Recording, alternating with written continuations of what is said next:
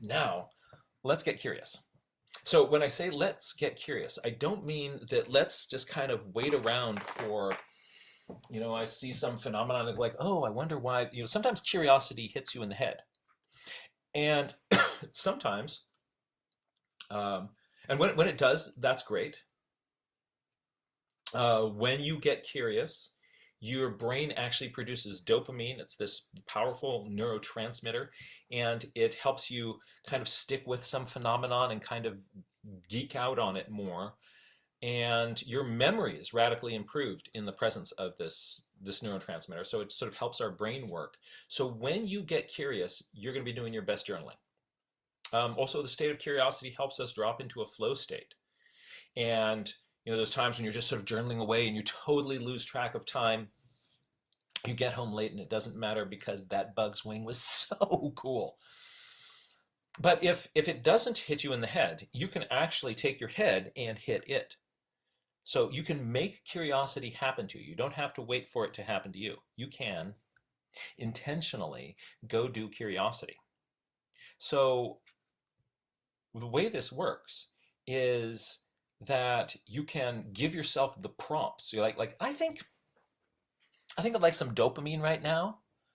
And if you do that, there are things you can do to actually make your brain get curious. I'd like to be curious right now. Wouldn't that be nice? It's not like a personality trait. It's a thing you do, right? It's like whistling. Like when you're not doing curiosity, you're not doing curiosity. When you're whistling, right? Like you can go do curiosity. So what I want to do is talk to us a little bit about how we do curiosity.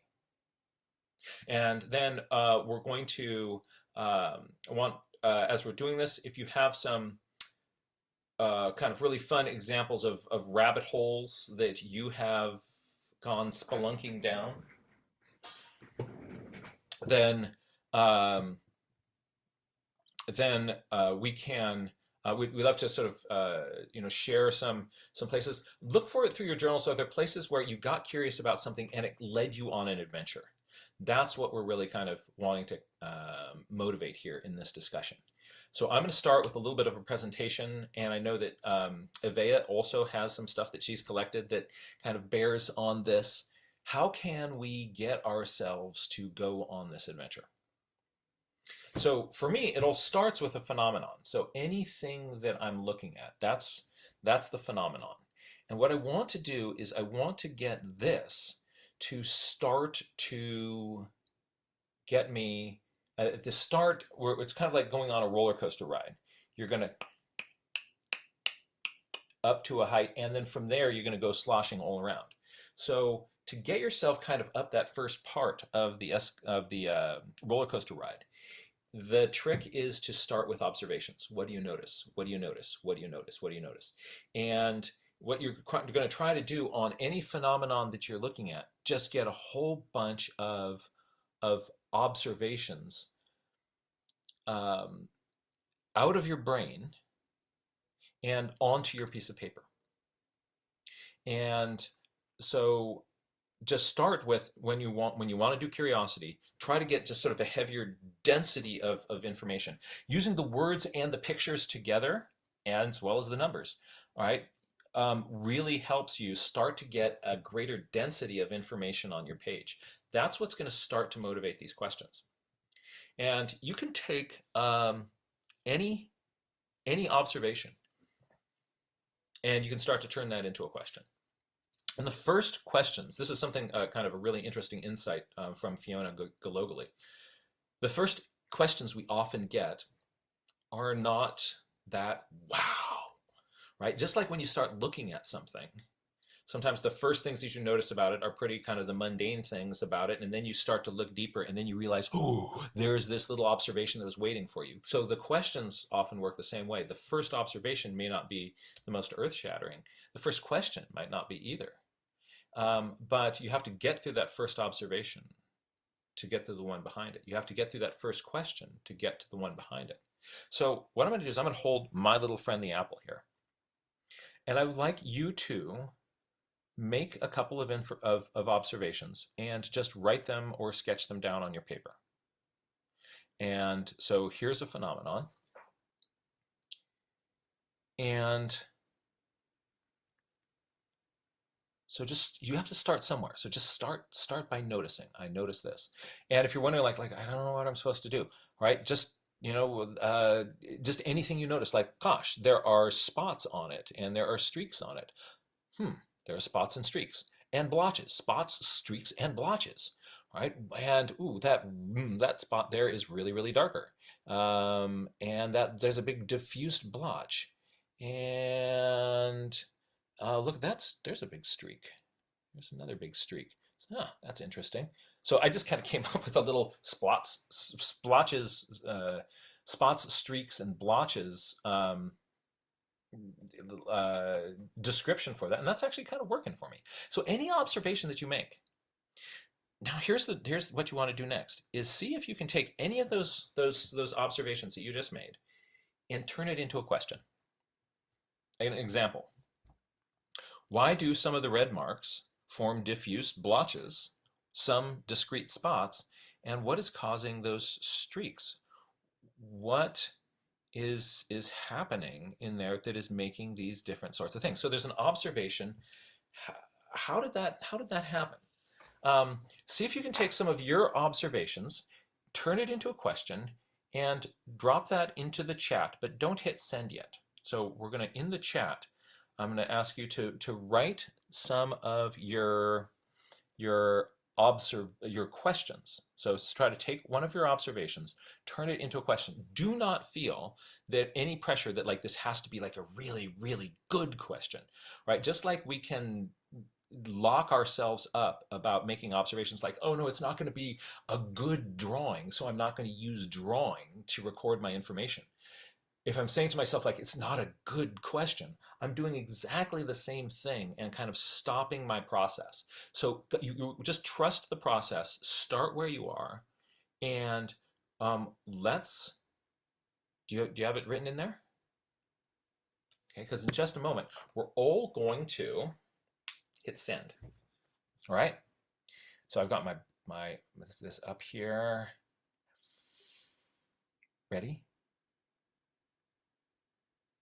Go.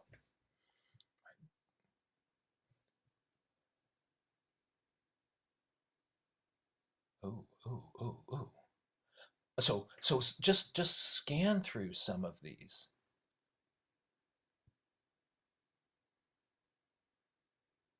Right? Why does the pink fade out into green around the stem? Isn't that interesting? Yeah, there's green in there.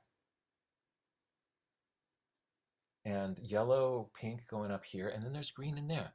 Like, I've never thought about that. I've seen that a million times, but you made the observation and then you turned it into a question. And when we do that, it kind of sets us up for the next step. Take a look through some of these. Yeah, why do they oxidize? Why are they turning brown like that?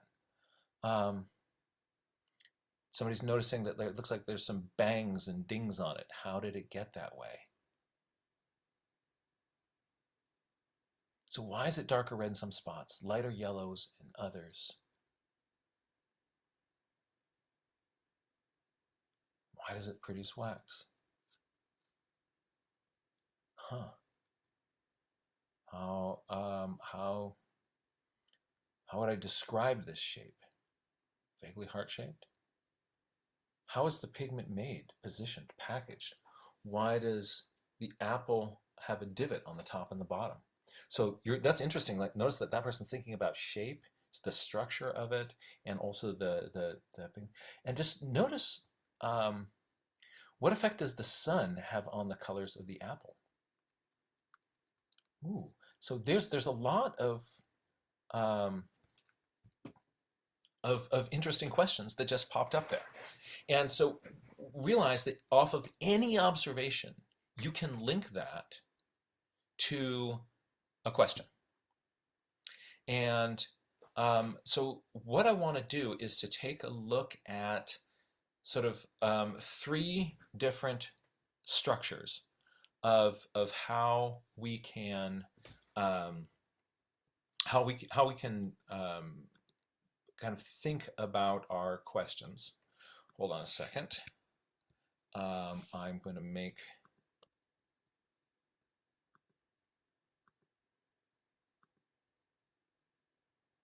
I am going to play in window. I'm going to share a little a screen with you. And what I'm going to do is initially just give you a few, sometimes if, very often I find that a lot of my questions end up the same sorts of questions. So I want to have you take a look at some possible ways of kind of thinking about possibilities inside of questions that will can initially help you kind of get more questions out of what you're doing. So I'm going to share this screen.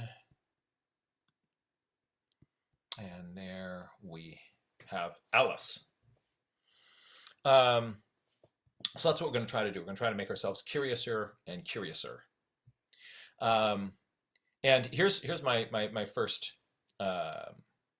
little trick. Everybody knows this already. This who, what, where, when, how, why thing. We all learned this in elementary school when we're writing reports or kind of looking at a news item. We do the who, what, where, when, how, why. But this actually ends up being very useful for us, very useful for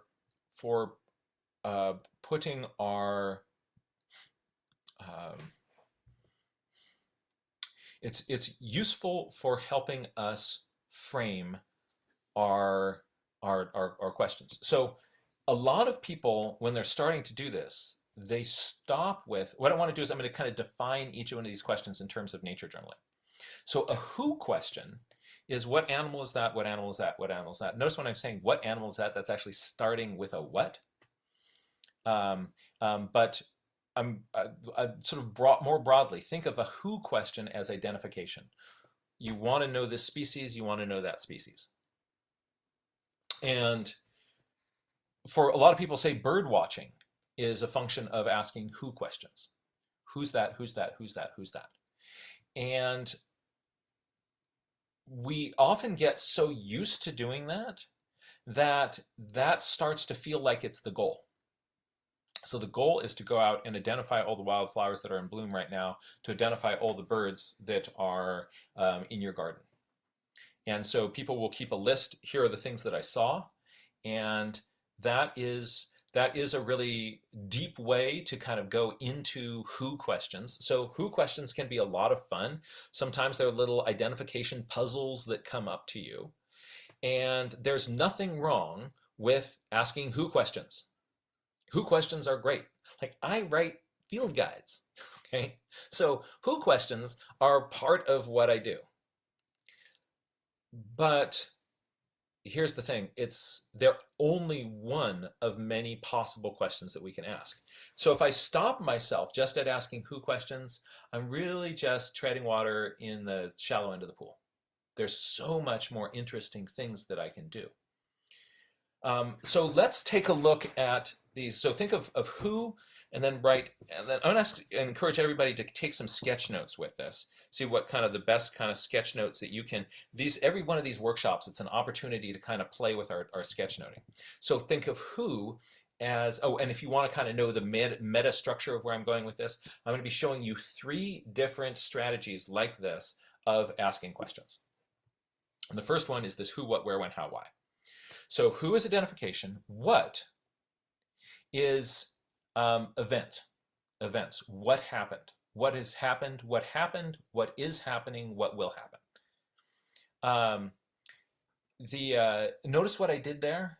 I took what and I turned it into 3 questions. I can, by doing this past, present, future, I can do that with any one of these question prompts. I can say, who was this? Who is this? Who will it be? Say if you're looking at a caterpillar, Susan, talking to you, right? You're looking at a caterpillar and you're wondering, who will this be, right? But the what, we're talking about an event. So who is, think of what is happening, what happened. And so whose identification, what is for events. The minute I start asking about where, I am now thinking about spatial relationships of things. So that can be, where is this located? If I'm thinking about, um, the range of a bird as it migrates, I'm seeing it in my backyard. How far north is this going to grow? How far south? I'm thinking about it in terms of geographic space. I'm asking a where question. Anything to do with location is where. So location, location, location, right? Really important. And so you hear what we're doing is we're prompting ourselves to ask location related things. That could be, going back to my little apple friend, um, I'm noticing that the location of the green is in the little divot on the top. What's up with that? So um, sort of, where are the different colors? I'm thinking about this in terms of space and location on the object. When is time? So I can be thinking of deep time. I can be thinking about the evolution of things. I can be thinking about, when is this critter's migration going to be coming through next time? How long will it be here? Anything that relates to time, and you can think of time in little sort of immediate moments. So the duck dives. How long is it going to be underwater? Pops back up, right? I'm going to do it again. I'm going to time it again. How long will it forage in this area? How long will it be in this area as it's migrating back south? All of those are timing questions. So sometimes just sort of think about the tools, the stopwatch versus the calendar, right? Versus the geologic calendar, the geologic time scale. When you're thinking about things on different scales, that then those when questions can be really interesting. We can also think about, the the when in terms of, in addition to sort of the whether I'm talking about seconds or eons. um, I can be thinking about, um, when will this thing when will this thing tuck in for the night? When does it get up in the morning? All those sorts of whens. The last two, the how and the why, get really kind of a little bit more nuanced. How is thinking about the mechanism behind something, sort of the immediate mechanism behind something. And so how are the how does the patterns and colors develop in this? I'm wondering about, how these form streaks, how they form blotches, how they form spots. So what is the mechanism? So how is mechanistic? I want to try to think about what is, how gets me thinking about cause and effect relationships. And the last little piece is why. And why questions, and we'll be kind of unpacking this a little bit later, why questions are often the most difficult for us to unpack. So a why question, I can say, how do these forms, these patterns form, but why are they like that? Those are very interesting questions to ask, and why questions can often be asked on several different scales as well. Um, why did I get up this morning? I could think about that in terms of sort of immediately, because my alarm clock went off, right? So that is the immediate cause that caused me to get up, get out of bed, and turn off the clock. Why am I doing that, though? I could think about that why question even more broadly as why did I get up this morning? Because um, uh, I wanted to meet you folks, and my daughter's somebody needed to make breakfast for my for thing one and thing two before we go to school. And we wanted to have time to play our musical instruments in the morning and kind of sit around and hug each other and make some goofy jokes at breakfast, right? Um, why are they going to school? So why can is kind of like an onion. There are levels, all these little levels of why, and you can on any answer for something, you can ask, but why? But why? But why? Maybe you have kids who have asked you this to sort of realize that there's sort of a perpetual why behind any question, and that's really fun. That is not a problem with why. That's a feature of why. The why is an onion. Sketchnoters, I'm talking to you.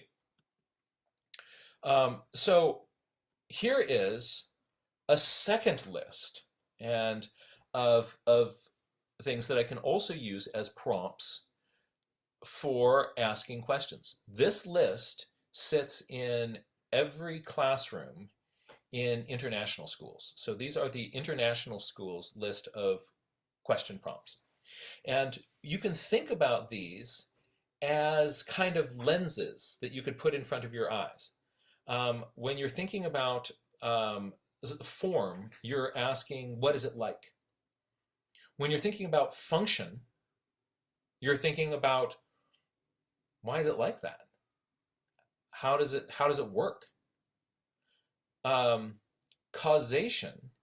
Now we're thinking about why did it, why is what caused it to be this way? How does it affected by other things? How does it affect other things? If I'm asking about change, I'm thinking about what happened before and what happens next. Connection is how is it related to other things? See, it's hard to keep this whole list in your head. So I write them down. I have that as a little list, bullet list in the back of my journal. Patterns is there a pattern here?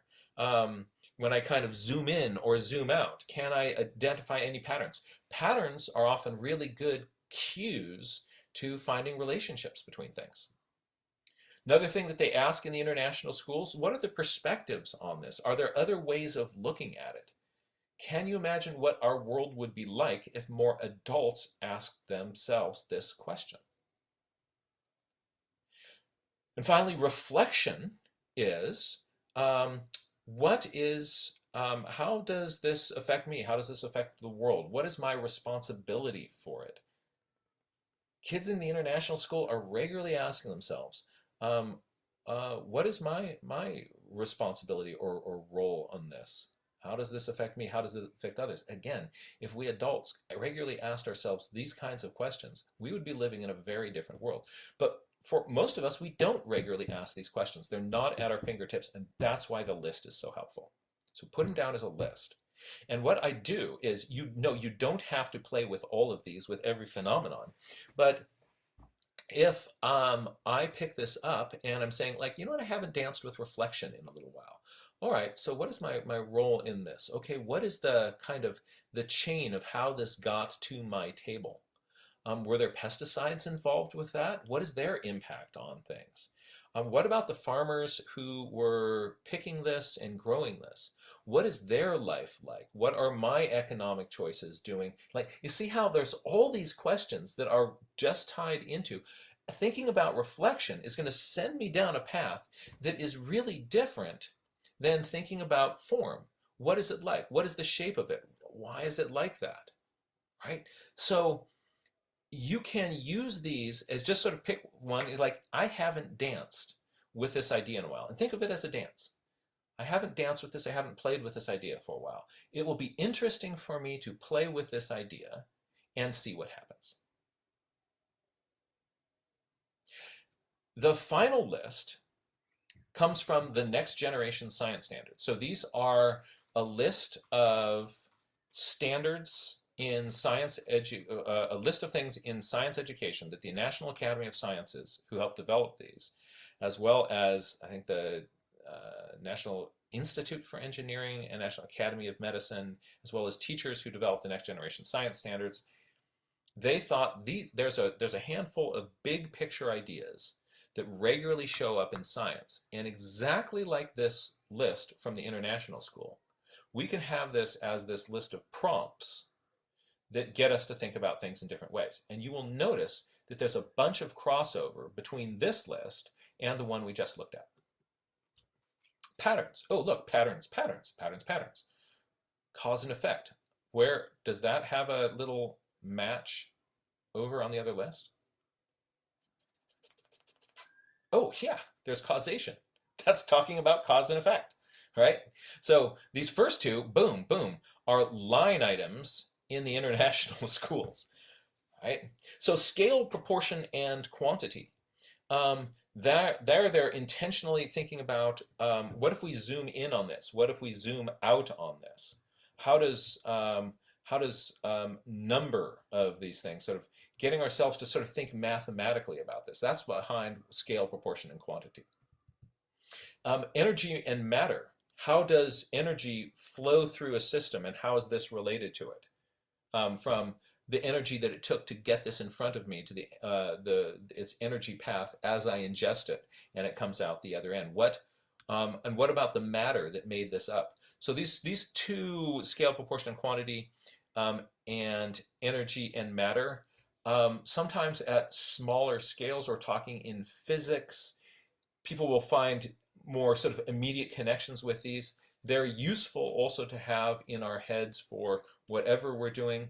I find some of the other, these are, by the way, these are all called, if you want a label for this category, they're called cross-cutting concepts. These two cross-cutting concepts, people often have a little bit more of difficulty kind of initially engaging with them. A lot of the others are a little bit more intuitive, like structure and function. Is that over on the list? Let's take a look. Form, function. Oh, form, function, structure, function, it's the same. And stability and change, what about that? Oh yeah, there's change. So they're thinking about what is not just how do things change, how do things stay stable? So you also might want to write this list in the back of your journal. Is just a different framing of these lenses that you can put in front of your eye. Imagine yourself at the optometrist. They're kind of going like, how does the world look through this lens? How does the world look through this lens? What about this lens? What about this lens? All right, so you put that lens up in front of your eye. When you're thinking structure and function, you will ask different questions than if you're thinking cause and effect. And I'm not saying one is better than the other, more important, more useful. I'm saying they are different, and for its own sake, regularly getting yourself, by having the list, if you don't have the list, you will do the ones that come most naturally to you. You'll probably be doing lots of time with structure and function.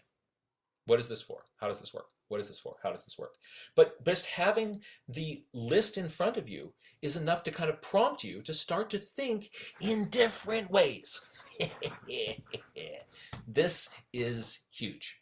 So here are 3 lists of question prompts, and we can use those to get our brains to think in more divergent and different ways. Man, this is huge. So what I would like to do is I would like to bring in the mad botanist on this conversation to think, help us sort of think about, like, what does this look like on our piece of paper? And let's see, I'm going to bring you, join me in the spotlight here. Hi. Hi. And that cool little structure that we were talking about on the phone yesterday that you said you might want to talk about, I think you should. It's a cool thing. Okay, I Okay. will. I'm going to minimize my screen, so in case you're showing anything that that will be bigger. And dear friends, the mad botanist herself. Thank you. Good to be here with you all.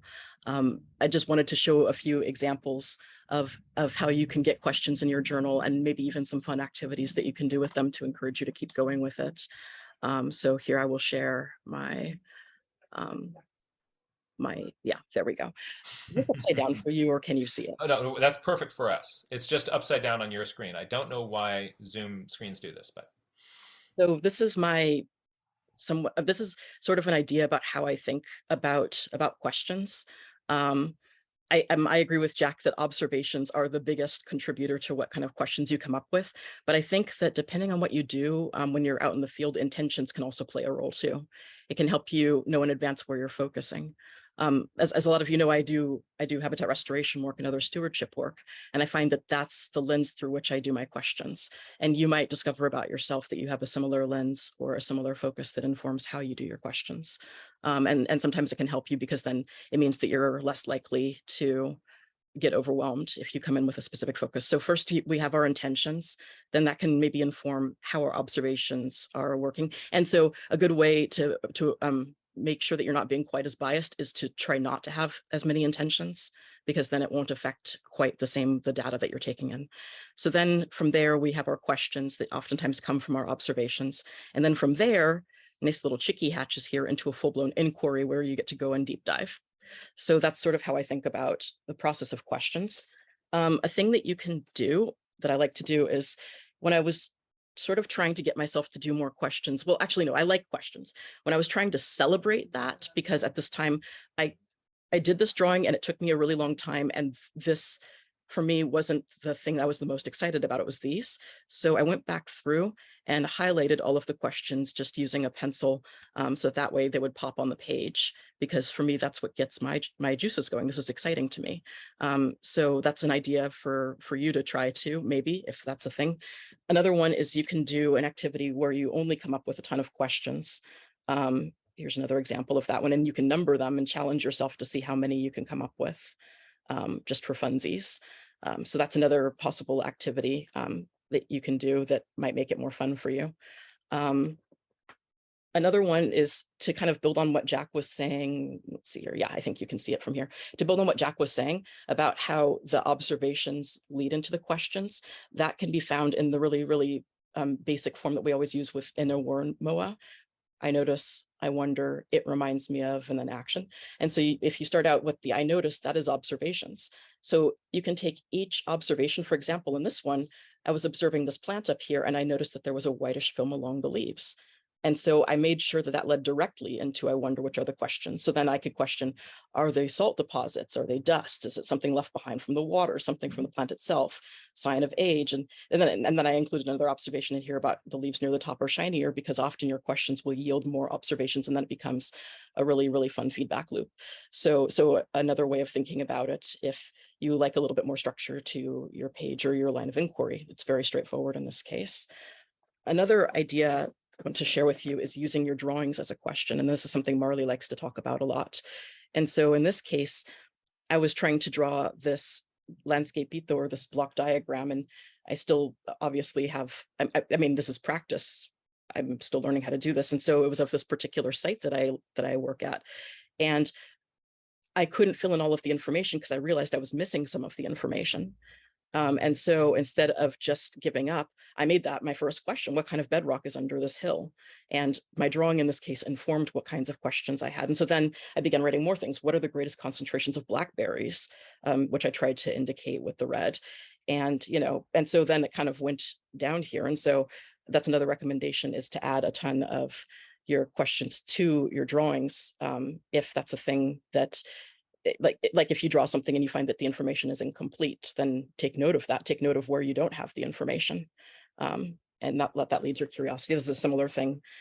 Just another example of using your drawing as questions. This one, I was able to label things a lot better and made actual points, like how many eucalyptuses are here? How deep does this topsoil go? And so I was able to use actual arrows and pointing things out.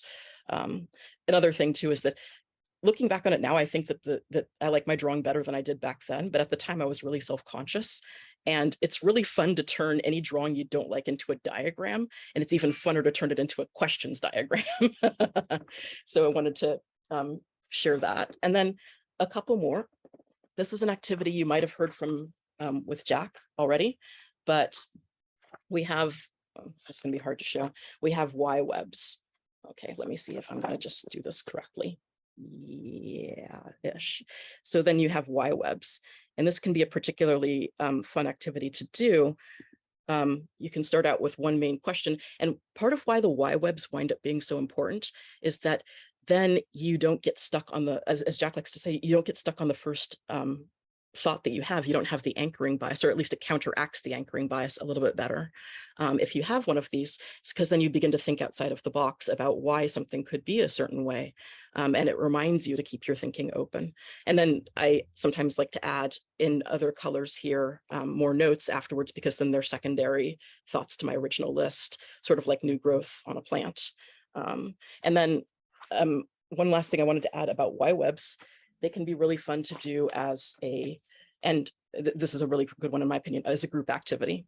So this is a particular one Sydney will remember that I did during, and Jasmine as well, and Susan, that I did during a Pencil Mouse and Show where I was asking for help. And so everybody was giving me ideas about what this answer could be, like why do so many plants who grow here have small leaves versus something else? And having a whole bunch of your minds getting together to answer the question, it's like party.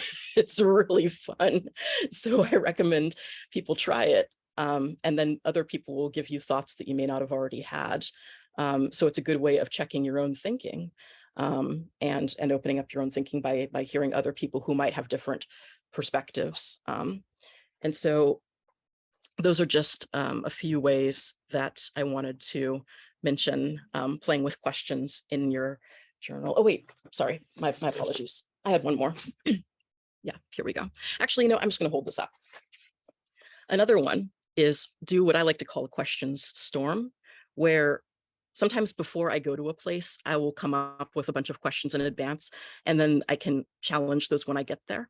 Sometimes I realize that something is a preconceived idea that's wrong, and that can be fun to note down. Or other times I discover that a question winds up being more important. Now, in here, I've drawn these in big, like block question marks.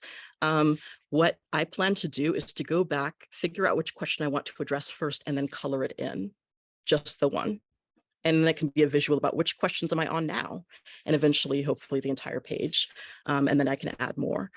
So it can be fun to color code based off of either what you're looking at now, or maybe this isn't a page full of questions about the zoo. Maybe this is a page about, animals on one part and plants on another, and then you color code them based on which questions are about your animals or your plants.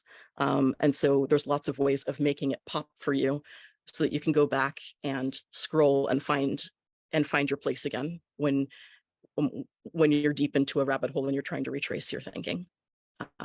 So that was the other thing. Thank you. I really like that. So you're thinking about how to use those different question marks and this process to make your curiosity process more interactive while you are there in the field. Yeah.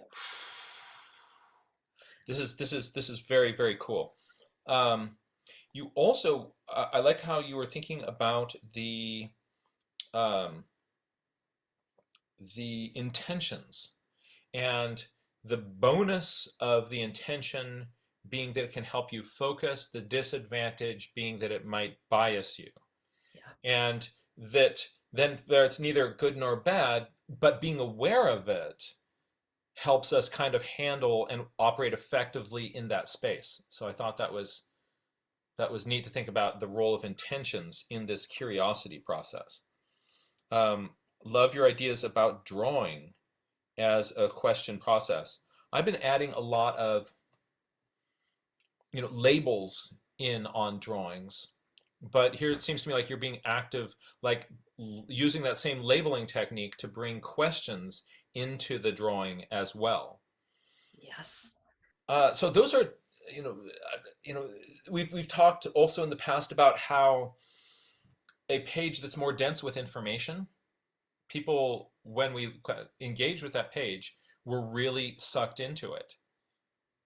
Now what you're pointing out is by having these questions interacted in the landscape of your page and your picture, whether that's with a landscape or with a picture of Harold. Those are um, those are that makes that page an even richer experience, because you know how we get drawn into a mystery. If somebody's looking at your page and there's an invitation to come along on a little mystery with you, um, yeah, oh, oh, yeah, yeah, that's cool. That's really cool. Um, uh, let's see. There is a whole other level and sort of can of complexity um, that I want to get into, of sort of what do we do with these questions once they emerge for us. Um, but for the sake of time and for the sake of community sharing and a conversation about this, I think what we ought to do is defer that to to a subsequent workshop. But let's just take this idea. We've got this idea of we've got a bunch of different prompts, different sort of questioning scaffolds that we can use. Avea's shown us some ways that these can be used on our page. The why web, really powerful, right? The why web, you've got your question here, and what she's doing is she's starting to come up with possible explanations about that.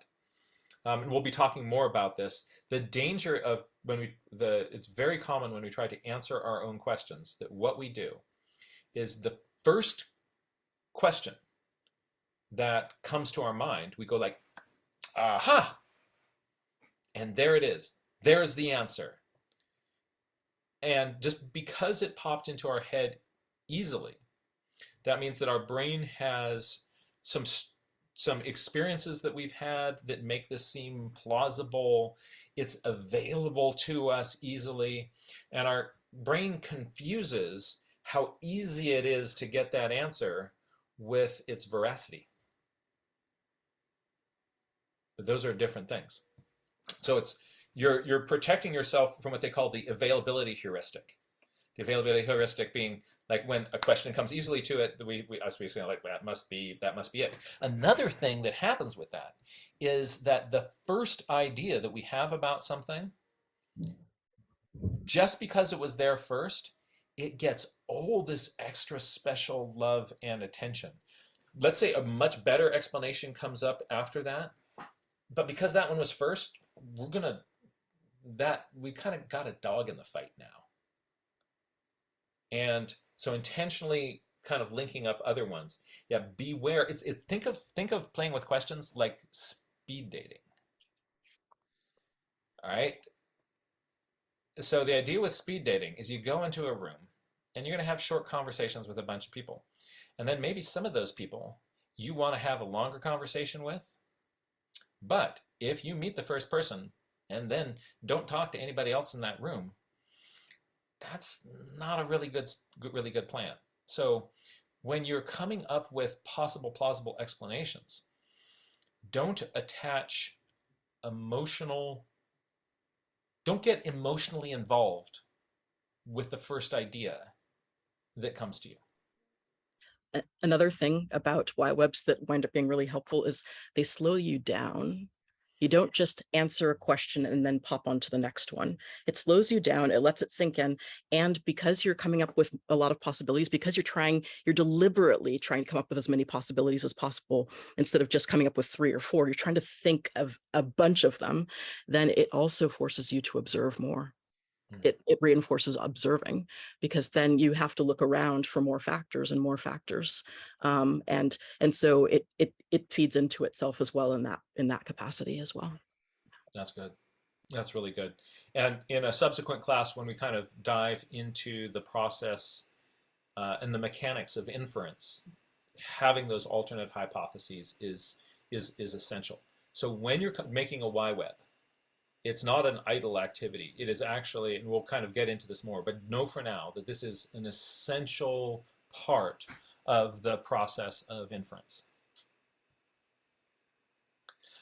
So we've got a bunch of really interesting thinkers and ideas people in this community.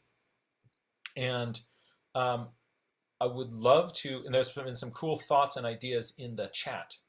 Um, let's bring a bunch of those ideas into this conversation space.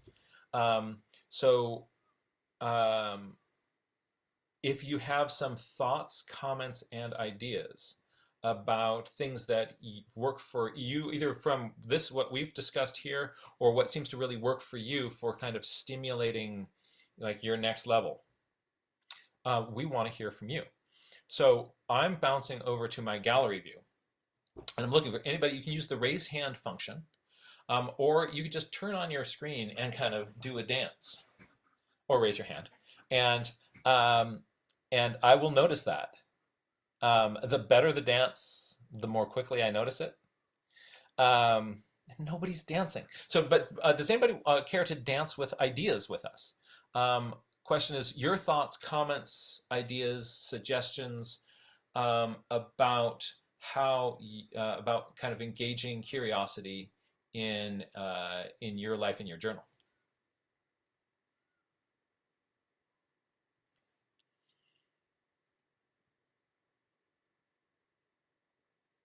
Maybe I could ask a show of hands. Oh, wait, hold on. The Macarena is happening. Oh, cool. Oh, Um, the Macarena. Susan just busted a Macarena.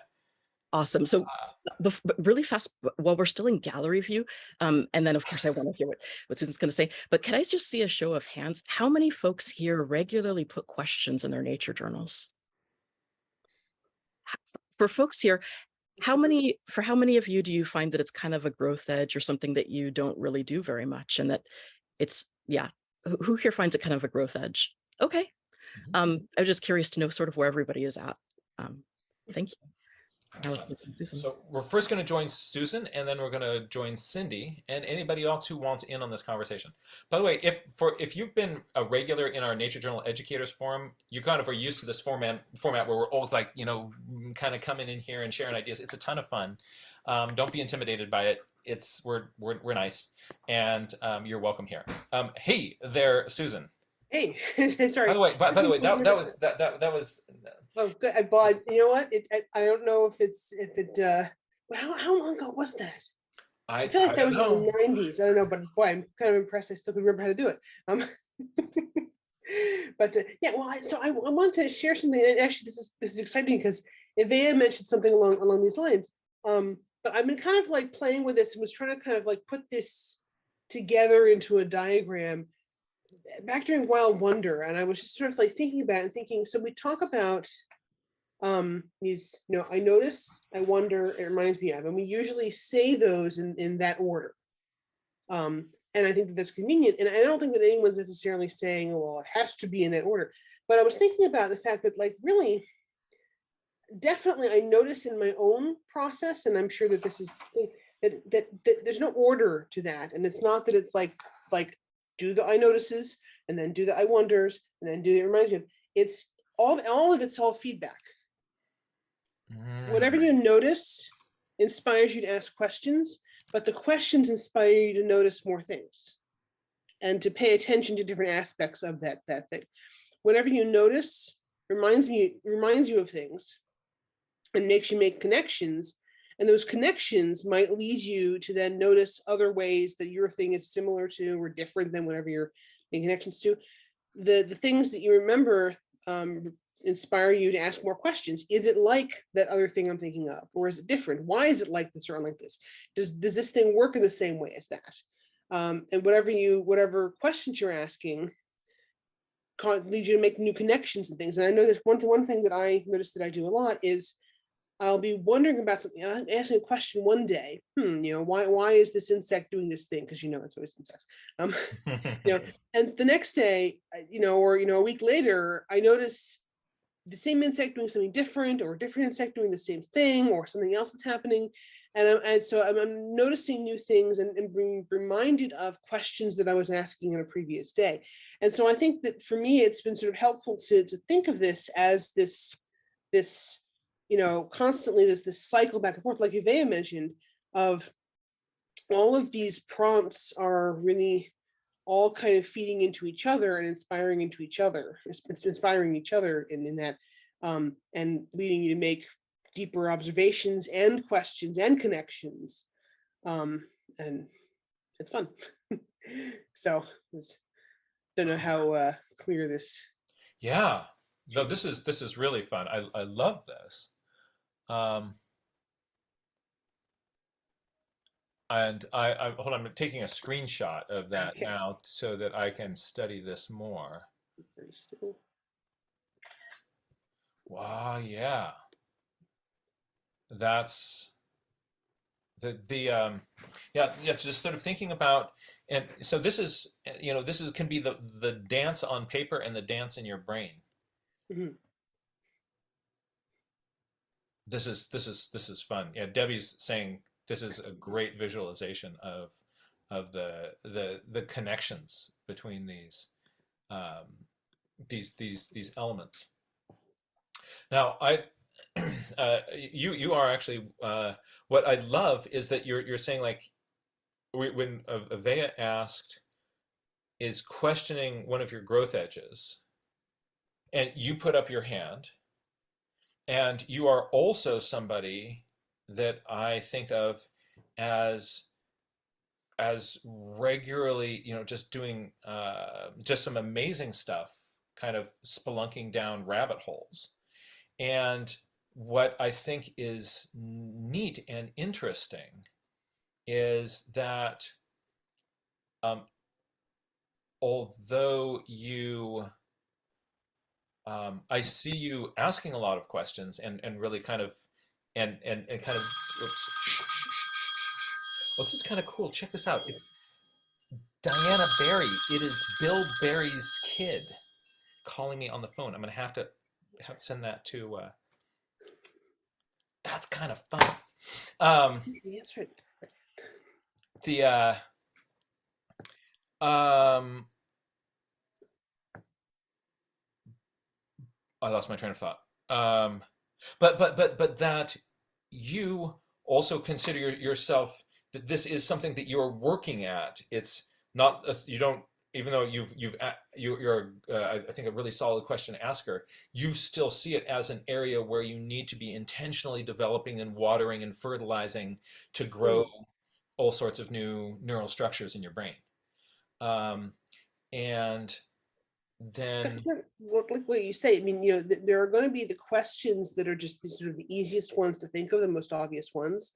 And when I'm looking at something and I'm interested in, I, I sometimes I'm tired, it's hot, I just want to figure out what kind of bug that is and move on. And so, I will ask the easier questions, the ones that I can pull out my naturalist and probably figure out later on, and then move on. But it's more fun. I feel more satisfied in the end if I did push myself to ask those more interesting questions. And a lot of times that does yield really interesting things, but sometimes it is work yeah. to do that. And I know I notice in myself sometimes I don't actually necessarily put in that work, and that's something that's why I continue to say it. Absolutely, it is something that is a growth edge for me, is to ask more questions, put more questions in the journal, and especially to not jump straight from asking the question to thinking of what I think the answer is, because I do that, I think, a lot.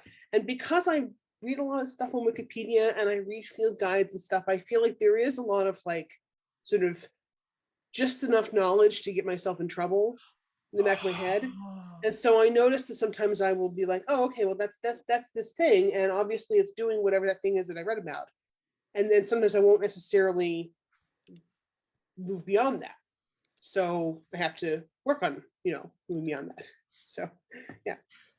Um, I want to pick up on that thought after we hear from Avea about.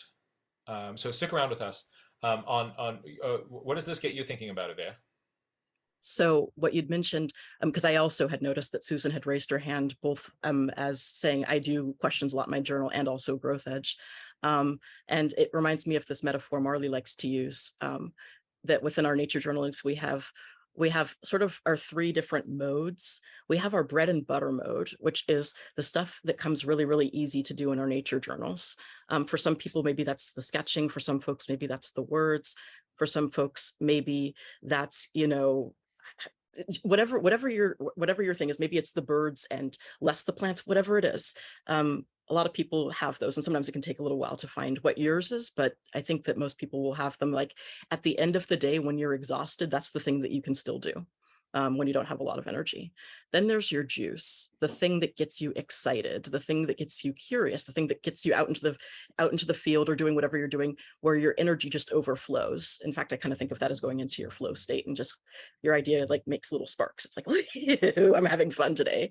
And then that's the juice. And then there's the growth edge, and that's when the things are challenging enough that you're struggling a little bit. You're trying out a new strategy. You're looking for a little bit of strategy about how to do this. You're trying to figure out how to tackle this thing, but not to the extent that it's so overpowering that you shut down and completely give up on all nature journaling for the rest of your life. No, not that level of difficulty. Just something that you're going to be chewing on for a bit and grappling with. And so when with Susan raising her hand twice, then it made me think that questions can be all three of those things. They can be your bread and butter, the thing that you do the most easy. They can be your juice because you get excited by them. And they can be your growth edge because you're either trying to figure out new ways of asking questions or new, like what Jack was saying earlier about the key concepts list or the cross-cutting concepts list. Maybe you've played a lot with cause and effect, and then today you want to play with quantifications and other things like that. So you might be saying, oh, I'm not asking the right questions or that kind of thing. But then it just made me realize in general, in a way, aren't questions the backbone of growth mindset? Aren't they? We're growing because we're trying to figure out how to do something different. And that involves all of the questions that come with it about how do we do this thing that I'm not used to doing. So I just wanted to say that Yeah. questions as being the backbone of growth mindset. And there's an inherent humility that you have to have in order to be aware that you have to kind of work to learn, and in order to be a humility that you need to be able to get yourself to ask questions. Because if you kind of decide that you're the expert, right, then you don't have questions, and then you're not going to be learning and growing. But I like that idea of your connection between growth mindset and asking these questions. I was going to say one thing that I noticed. I know, and I don't want to take the spotlight too much with folks' questions, but what everybody was saying about or sort of being the expert and you do ask questions. And I remember us having a conversation at some point in the past about, and I think it was in the context of Evea being a botanist, and that doesn't mean that you know everything about plants, and I mean, I'm a mathematician. Math is this enormous field, and I have gone pretty far in one particular direction in it, and there's much of it that I know a little about and a whole lot of it that I know nothing about. Mm-hmm. But I think that, like if being an expert is a sort of a meaningful term, it's not that you know everything about that thing. It's just that you are especially good at asking questions and pursuing questions in that area. You have enough knowledge to support a very rich sort of question asking, and that you can maybe you can ask better questions, more in-depth questions. Mm-hmm. And also probably that a little more about kind of the resources and the skills and things that you could use to be able to begin to answer some of those questions is maybe, I think, right. So in that sense, Evea, you are certainly an expert botanist because you're very good at asking questions about plants.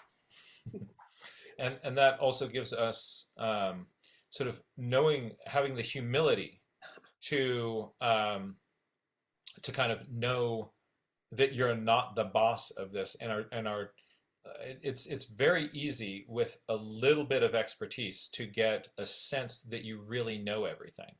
And if you push past that a little bit, you realize that actually this is a much larger topic than I thought. And I actually don't understand nearly as much as I thought I did. And then with lots of work, you can sort of pull yourself up on higher levels of expertise. This is called the Dunning-Kruger curve, the Dunning-Kruger effect curve. And there's a lot of interesting research that has gone into this. But I think that things that you're talking about are ways we all kind of do this.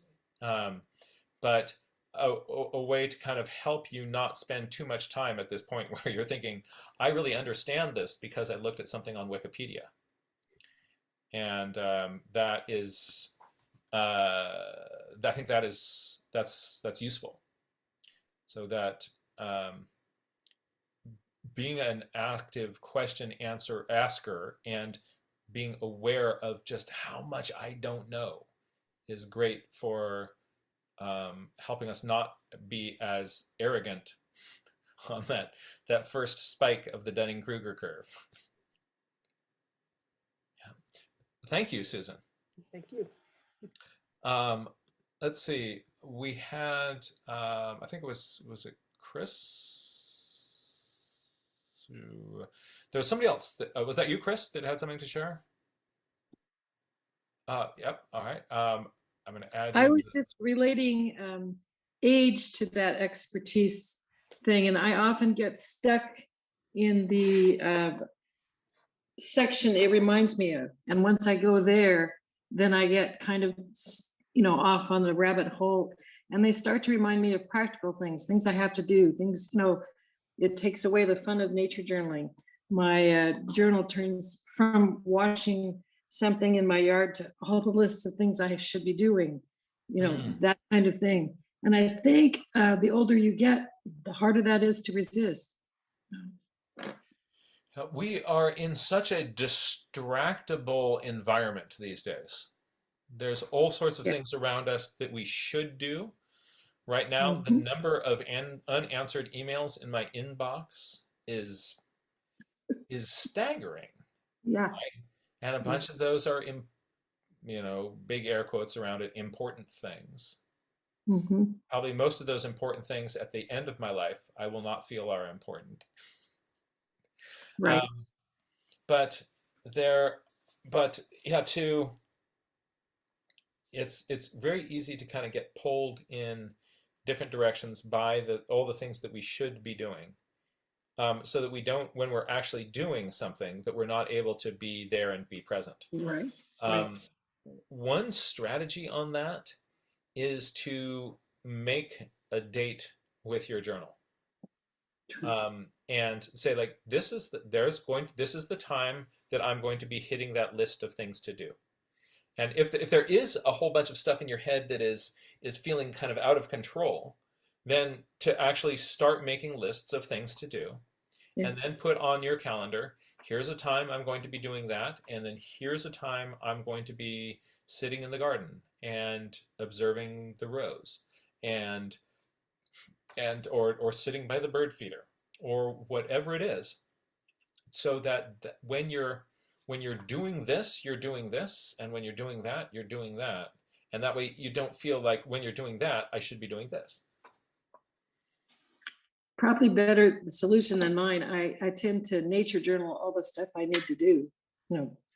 Just I would say I consider that might be sketch noting, right? yes. Sketch noting all the things that you have to do, which is fine. But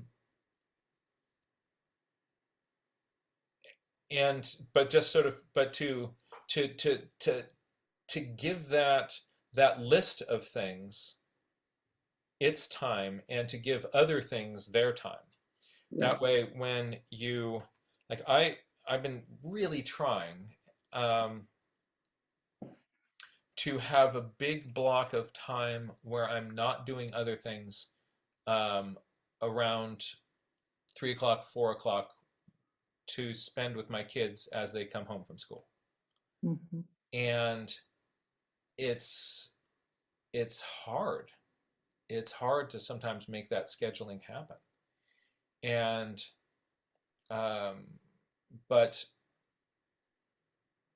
if I know that I have this other time to prepare the talk,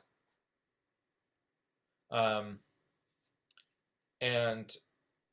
then I can, when I'm doing that, I can be present with them.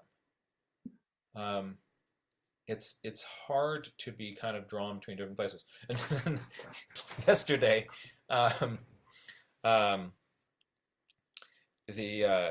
so the girls came home. I was when they got home, I was doing a late evening talk. Um, and then that meant that around dinner time, I made dinner for them, but they were on their own eating. So we weren't really bonding and connecting. And then um, I, uh, I knew I had to prepare, I wanted to prepare some stuff for this talk today. And part of that was done. But then I was thinking, like, I really want to rearrange that. I want to do a different thing than I'd spent all this time kind of doing something, which we'll do another day. Right. And so then it comes to be bedtime. And mommy's away on a trip. And Amelia really wants to snuggle. And so, I really got to go do this stuff where I could snuggle.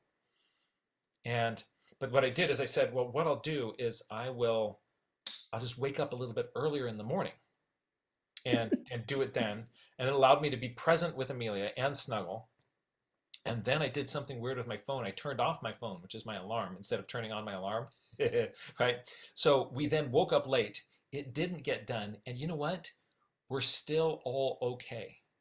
So the presentation that I did was in the hour between dropping the kids off at school and when we start, and kind of cramming that into there.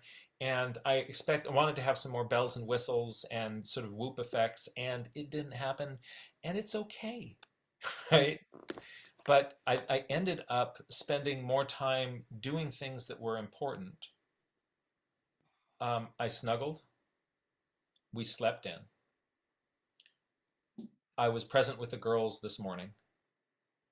And at the end of the day, I think that made my life better than if I had stayed up late working on a few more bells and whistles in those lists of things that I showed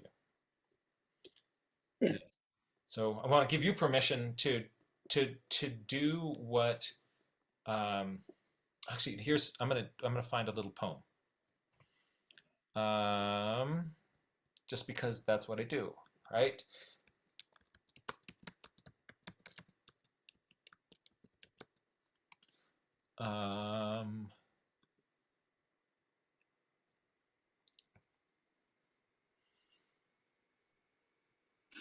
So this is the poem. Maybe this is just a little bit of permission for all of us to do what is the priority, and to prioritize things like snuggling over preparing that presentation. Sometimes we do have to prepare the presentation, but sometimes it doesn't work out. But here's the poem anyway. It's called Sweet Darkness, and it's written by David White. He says, when your eyes are tired, the world is tired also. When your vision is gone, no part of the world can find you. Time to go into the dark where the night has eyes to recognize its own. There you can be sure you are not beyond love. The dark will be your home tonight. The night will give you a horizon further than you can see. You must learn one thing. This world was made to be free in. Give up all the other worlds except the one to which you belong. Sometimes it takes darkness and the sweet confinement of your aloneness to learn anything or anyone that does not bring you alive is too small for you.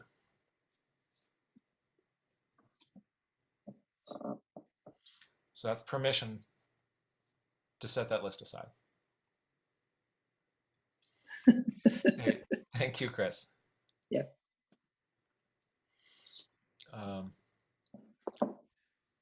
Now, I'm going to bop over to our gallery view. Does anybody have any other comments, thoughts, or ideas to share? Hey there, Sydney. Good to see you. You can now unmute. Thank you for being with us. Oops. We'll try that again. Now. Hello. Hello. Um, this is more of a practical thing than philosophical thing, but I've loved all the philosophical things we've been talking about. I something that happens to me almost every time I journal is I run out of space. I get my drawing done and I'm challenging myself to draw larger because I have this habit of drawing very small. So I'm trying to make my drawings bigger. So there's space taken up, number one. I'm also a wordy person. I love me some words. And so I have these great big blocks of text about how I'm feeling. And then I get to my favorite part. I want to ask questions. I want to ask all the questions, but I don't have any space left. And so I either that or I cram it all in and then the page looks like a puddle of intellect that only I could decipher. All that to say, definitely the next journal that I get will be larger. Great. Though I just used whatever one I had already, and it's a decent size. It's not small, but it is not big enough. Yeah, I think on journal sizes, as large as you will realistically bring with you on a regular basis is the ideal size. Yeah. This as you get smaller, it starts to constrain your thinking. I'm noticing that, like, yeah, I've heard you say that many times, and I was like, whatever, like you'll fit what you fit. And then practically in the field, I feel it's obviously it's not a physical sensation, but it feels almost that tangible of like, I'm constrained. I have more to put on this page, but there's no page left. yeah. I've got a few, in addition to kind of the larger journal, a couple of strategies that you might think about. One would be, is instead of the order I'm going to draw, then I'm going to write, and then I'm going to ask questions.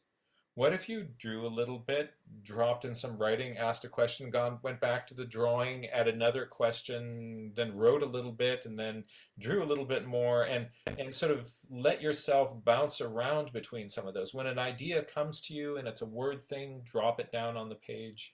When a question pops up, rather than have there be kind of each has its time.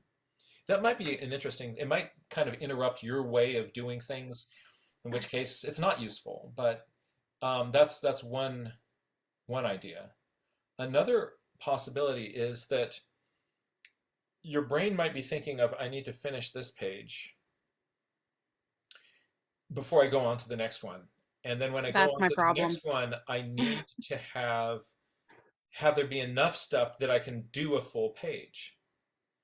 But what if you kind of put some stuff down and leaving more space there while you're still in the middle of that project, bled over onto the next page and allow yourself to, and here's also a really fun thing you can do is to, if you are starting with a drawing, what if you make that drawing across both pages? And then all of a sudden you have this larger canvas. And then it's, instead of that little page, you now have that. That might be another way to do it. You don't need to take any of these journal pages to any state of completion. You don't have to finish it. But those might be some strategies. But I like your idea of next journal, I'm gonna get me a bigger one. I also like ones with a sewn-in binding. It feels a little bit more like I want it to be more part of my brain, and I'm worried about the spiral binding page being torn out or something like that. Yeah, for sure. I have a lot of things in mind for my next journal. One of those being not having it be a spiral binding. When I started, I didn't want to go out and buy all new supplies. I just wanted to kind of use what I had first. So that's why I'm using the one I'm using, and it's been a great learning opportunity because I've seen the challenges that I'm facing with this particular journal, and so I have some practical reasons as to why I want certain things for my next journal. And I love all of your ideas; those are great, and you nailed it right on the head. I have a very hard time like spacing out my journaling over multiple pages. For some reason in my brain, it has to be one day, one page or spread. What a silly rule. Like Yeah. I could use 10 pages for one day if I wanted to. And So something that's kind of fun that I find about if it spills over onto the next page, you know how sometimes you open up your journal and there's that blank page staring at you?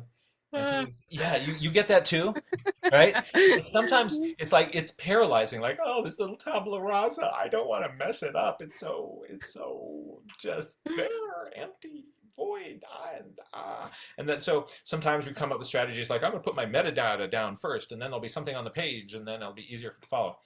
Um, what I find is when I'm doing a lot of journaling, things will just like slop over onto the next page, and it'll be like there'll be some stuff near the top of this page here. And then when I flip to that page, well, there's already something on that page. It's already kind of gotten itself going. It's easier to now just like put in a few little things. And it feels like less of a big deal to kind of continue on a page where there already is something. And sort of visually, you can think of, instead of, you can just kind of go from the top, and then on the next one you kind of drop down. Another thing that you can think about doing is, maybe as I'm kind of coming onto this page, I'm going to just do a little strip down the side, right? And then from there onto that page would be the next entry. And so you can think of this page as having a little slider, like maybe it's just a third of a page more, right? And that's also visually kind of cool. Also with the spiral binding, it's harder to slop across both pages, isn't it? Yeah. yeah, I have to treat it like, even if I'm doing a spread where it's the same information on both pages, I have to treat it like two separate pages, because how am I going to draw in between all those little pieces of metal? I Yeah. can't. So Yeah. yeah.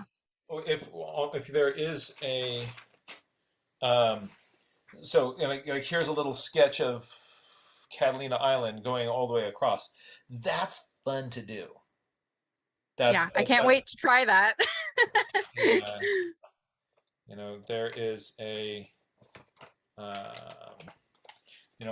the this plant sketch goes across these two pages, and just with the color here, I'm continuing the conversation of what is here kind of coming over into there, and that makes this sort of the middle of the page, the gutter of the book, is then becomes a semi-permeable membrane that you can choose to penetrate if you wish.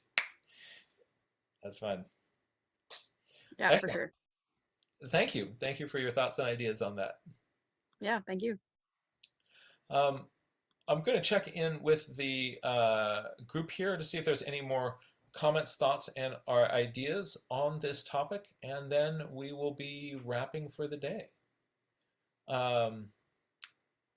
And if you'd like to share a thought, you can use the raise hand function or just do the Macarena. Oh. Well, friends, thank you so much for being here. I want to send my gratitude out again to Ivea, the mad botanist herself, for your thoughts on this, as well as helping me with logistics and the kindness that you have infused into this community. We are so lucky to be able to spend time with you. Thank you so much for being here. I hope that this was useful. For folks who weren't aware, why are we doing questions? We decided after the last Wild Wonder to announce that this is the year of the question. And over the course of this year, we're going to be looking at all sorts of strategies to help us think more deeply and grapple with questions, engage with them. And I'll be preparing a workshop fairly soon. Actually, most of that is already prepared, on when you've got a question, what do you do with it? And take a look through your journal for notes and examples that you might be able to use in that conversation to share in our conversation. We would love to have you there. And until next time, thank you all. Thank you, Jack.